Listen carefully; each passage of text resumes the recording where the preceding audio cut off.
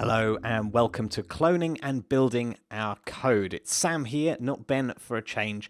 Just going to be telling you a few things about Git again. So we're kind of doing a little bit of a circle round after you've done a bit of a dive into the editor with Ben in the last lecture and actually started creating some C++. It's going to be quite useful for you to understand what's coming up in this lecture, namely cloning our project. And by that I mean cloning the project that Ben and I have been making through the section and hosting up on GitHub. Great place for comparison if you're ever getting stuck and things aren't working out like they were in the videos. Well, you can go ahead and clone our project and run it on your computer and see where it might be different, make some comparisons. We're also going to be looking at how we can check out a particular lecture's state, so you can get the project and you can turn it into the state it was at the end of a particular lecture, so you can really compare like for like. And I'm going to be telling you how Unreal's build system works. Now, this is going to be vital, and it's going to be clear in just a minute why you'll need to know this, but it's to do with being able to run code from older versions of Unreal. And we're going to be able to diagnose build system issues as well. So without further ado, let's dive right in. So I'm talking about how we can get hold of the changes for a particular lecture, a particular project, and a particular lecture that we have created as the instructors. So how are you going to do this? Well, you're going to use SourceTree. That's a little bit of a hint because that is something you've seen in previous lectures. And then we're going to go and find the project state for this lecture. Now, the easiest way to do this, there's a couple of ways, but the easiest way is from the video you're currently on, go to the resources available tab on Udemy and go and find the link called Lecture Project Changes. Now, every lecture has one of these. They're unique. They take you to a different place, each single link. And as you can see here, this is showing you all the changes that Ben made in this lecture. And you can see the addition down here of the position report.cpp class that he made in this lecture, or you made in the last lecture. So this is useful. It's a useful view for a start. But if we go and click Browse Files, you're going to see a file hierarchy, which is the state at the end of the lecture, not just the changes, but the actual state. And you can get hold of this on your own computer by going to this little green button called Clone or Download and copying this URL. You can either click it and copy it or use the little copy button there. And then go over into SourceTree. And you're going to find a button called Clone. It might be in a slightly different place on the Mac. On Windows, it's here in the toolbar. I'm going to click that, and you're going to paste that URL into the parameter called the source path. This is where you're cloning from. You're going to clone to a directory on your disk. So we're going to go to Browse. We're going to create ourselves a new directory. Not like that. Go and create a new folder, and I'm going to call it Building Escape Clone, like so. You can call it whatever you like. You could call it Building Escape Instructor version or something like that. Just make sure you differentiate this project from the one that you've been building along with the lectures. And then you can select that folder and you can go ahead and hit clone. And that's going to go up to GitHub, pull the project state all the way down. And the project state isn't just going to be the version at the end of the series. It's actually going to have all of the Git history. So it's going to have all the different commits and all the different states it was in during the different lectures. Now, when that's done cloning, it might take a little while to do that, but when it's done, you will see a view that looks a little bit like this. Now, this is the full history of this project, and you can see that some of these are lectures, some of them are not lectures, such as update to license, update to README, and at the end here there's an upgrade build configuration. We're going to talk about that in a little minute, but the point here is that mostly they correspond one for one with your lectures, and it's basically Ben has committed every time he has finished a lecture, and you can see the state. So one very useful thing is to be able to go and check out the state at a particular time. Go and check out the state, for example, at the lecture we were just on. Last lecture was, let's go and have a look, scrolling back, Unreal's class system. Now we can check it out very simply. You could either double click or you could right click and hit checkout, which is going to check out the state of, at the end of that lecture, into your directory so that you can build it and run it in the Unreal Editor. Now you'll notice source tree is giving me a warning here, something about a detached head and no longer on a branch. Now you don't have to worry about that if you're not planning to make any commits from that point onwards. If you understand about branches, then you will understand that this error message here, or warning message. So we're just going to go ahead and click OK. So it's just going to go and check us out, and we know that we're checked out at this commit because there's this little head label next to the commit. Now I want to show you a common problem that you're going to get when checking out an older commit with a newer editor version. I have the editor version 4.18, which is newer than what Ben was using when he recorded these lectures, and this lecture has been recorded later, in fact. So we're going to see what kind of problems that throws up.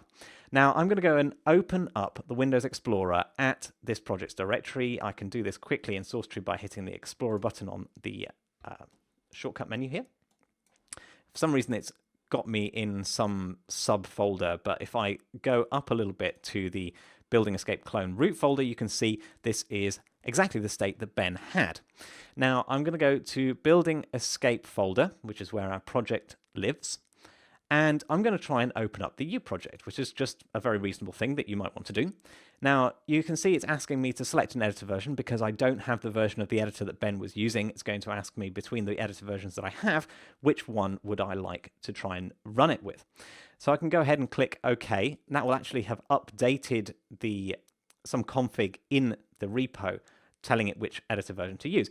And now you can see this error showing up here, which says failed to generate project files. Now you might be scratching your head at this point going, Sam, why have you led us down this blind alley? Well, let me show you. But first of all, we need to understand Unreal's build system just a little bit. How do we get from writing code to having something that runs in an editor or that runs in a game? Let's have a look. So the key thing that we want to get to is a binary. Now a binary is what runs in the editor, it's what runs in a game. It's a thing that is machine code that runs on your computer, and you've probably come across the idea of machine code and compilation before, but if you haven't, it's what the computer understands, and we need to translate to that from a language that we understand like C++, or a language that we are learning to understand anyway. So how do we translate to binaries? Well, we do a build, and what do we do a build from? We do a build from a particular kind of configuration, and this, or a project, which might be something like your Xcode project or your Visual Studio solution. So these files, .xcode project, .sln, Visual Studio solution, which define how to build these binaries. Now, we've got this in our repo, so what's going wrong? Why is that a problem? Why are we not able to build? We've got a Building Escape SLN. Well, because Unreal's build system goes one step further. Because you'll notice here that Xcode Proj and SLN are going to be different on Mac versus PC. What Unreal has done is they've created an independent build system to generate these files, and it's called the Unreal Build System. And so what we do is we have a step just before this which generates the project files, and it generates them from these files here, these target.cs and build.cs. Now, where do we find those files? Those files are in your source directory, and you can see there's this buildingescape.target.cs, buildingescape.editor.target.cs, and under the Building Escape folder, we've also got a buildingescape.build.cs. So these files belong to the Unreal build system. They're written in a language called C#, which is very similar to C++, and the Unreal build system uses these CS files to generate SLN files or Xcode Proj files, depending on which system you are on, if you're on a Mac or if you're on a PC, and then it can build from there. So that's the steps. It takes these target CS and build CS files, generates project files, goes to Xcode Project or Visual Studio Project, and then it can build it to binary. So where has it failed? Let's have a look at our error message again. Saying failed to generate project files. And actually, if you go and have a look at this, you can see that the errors are all in either a target CS or a build CS. And that should give us a clue of what we're doing wrong, basically, that we are not able to do this first part, this first step of generating the project files. And that's what we need to do. Now, there could be a different error if we failed to build at this stage, but I will show you how to deal with that later. For now, let's deal with this generating the project file issue. Now, why is this an issue? This is an issue because in 4.18, they've changed the specification of these project files a little bit. So Ben's old project files, these target.cs, no longer work. So we're going to have to update them. And that is where I'll draw your attention to that commit I pointed out just a little bit earlier, this upgrade build configuration to 4.18, because I've already noticed this and I've made a commit telling you basically exactly what steps you're going to have to do to update. And you can notice that there are a few files, if you click on that commit, there are a few files in that commit that have been changed. And one of them is the U project, you don't have to worry about that. But the building escape.target.cs, the building escape editor.target.cs, and the building escape.build.cs have all been changed. Now, I'd like to challenge you to go ahead and find these files for yourself. So let me just show you how. You go to source, go to one of these files, you right click it, hit edit it in whatever kind of notepad editor you want to. And what I want you to do is go and have a look at the changes that I've made. You can see them in source tree. You can see red is where a line has been taken away, green is where a line has been added, or you can kind of see that it's basically I've changed the end of this line to have this base target. So what I want you to do is go ahead and try and get the files looking the same as they do in this commit, the same changes being applied, and see if you can get it to generate the project files. Okay, so let me just recap the challenge. You're going to open up those .cs files in a text editor, apply the changes from the commit that I indicated, and try and get it to build. Okay, pause the video and have a go at this challenge. Okay, welcome back. So let's try and apply these changes. So the first file that I'm going to deal with is this building escape target.cs. I'm going to right click it, hit edit. Here we go. I think I already had it open, so I'm going to close one of those down and not save. Okay, so let's see. So I've got this building target.cs, and what is being changed? So you'll notice this line that has this public building escape target that looks like a method definition in C++. It's very similar in C#.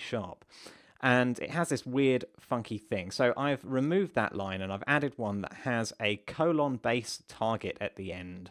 So I'm going to put that on as well, without trying to edit too many things. So base target, like so. What else has changed? I deleted this whole thing, this whole method that deals with setup binaries.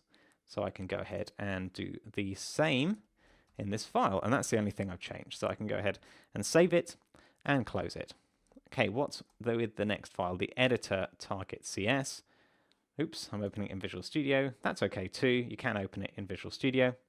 So let's have a go at doing it with Visual Studio. The same thing. Going to go back into source tree, find the editor target.cs, see what we changed. Again, this addition of base target. So let's try and add that in. Colon base target.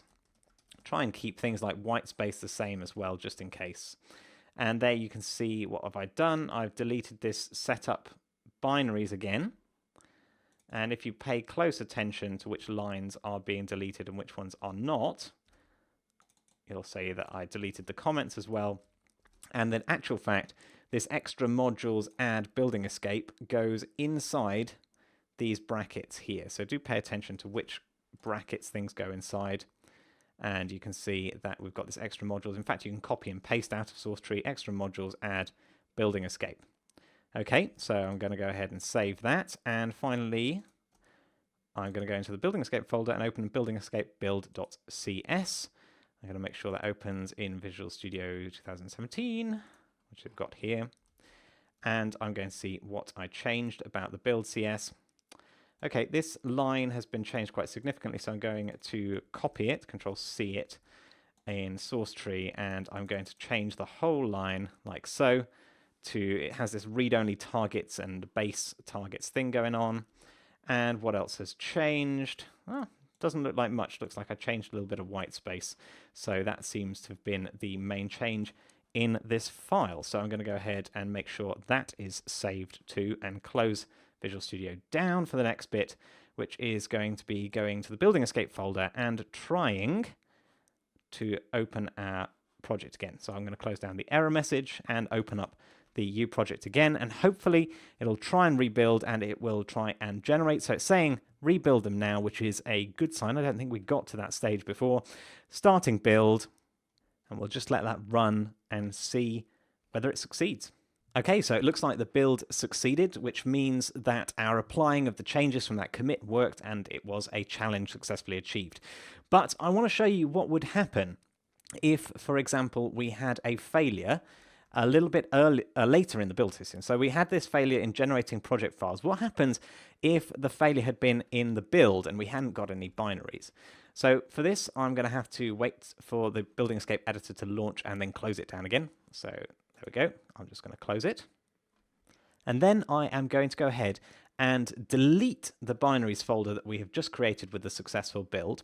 And I'm going to introduce an error in the source code just to show you if there was something wrong with that build stage, how it's going to fail.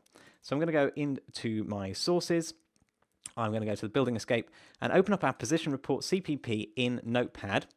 And I'm just going to make a trivial change. I'm going to remove a semicolon, which by now you probably know is something that C++ doesn't really like.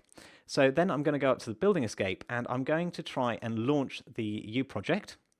And it's going to go and ask me to build it again. So I'm going to go ahead and rebuild it. And we'll see what kind of error message comes up from that. Okay, here it is. Building Escape could not be compiled. Try rebuilding from source manually.